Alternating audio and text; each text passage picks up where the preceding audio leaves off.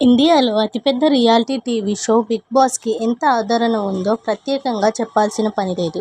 తెలుగులో కూడా 'big boss' ఇప్పటికి 7 సీజన్స్ కంప్లీట్ చేసుకుంది. 8వ సీజన్ త్వరలో ప్రారంభం కానుంది.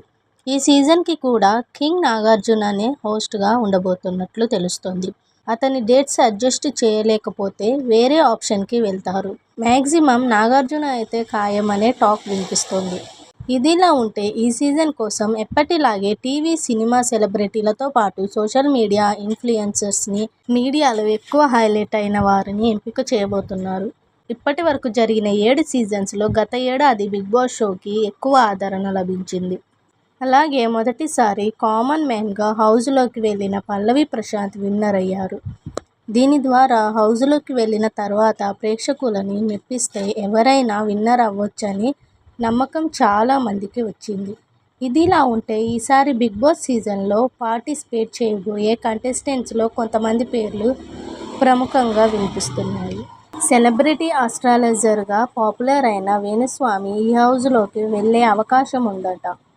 అలాగే గత కొంతకాలంగా కాంట్రవర్సీలకి కేర్ ఆఫ్గా మారిన జబర్దస్త్ కిరాక్ ఆర్పీ కన్ఫర్మ్ అయ్యారని టాక్. అలాగే social media influencer, politician Sirisha alias Barrelakka హౌస్లోకి వెళ్లబోతుందట.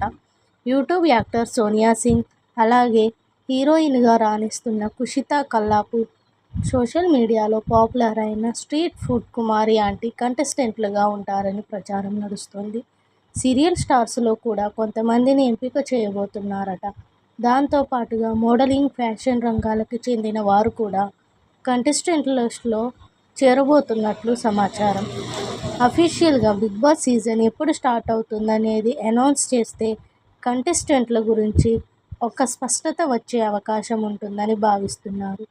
ఈసారి బయటకి వినిపిస్తున్న లిస్టు చూస్తుంటే సోషల్ మీడియాలో పాపులర్ అయిన వారిని ఎక్కువగా హౌస్లోకి పంపించబోతున్నట్లు అర్థమవుతోంది.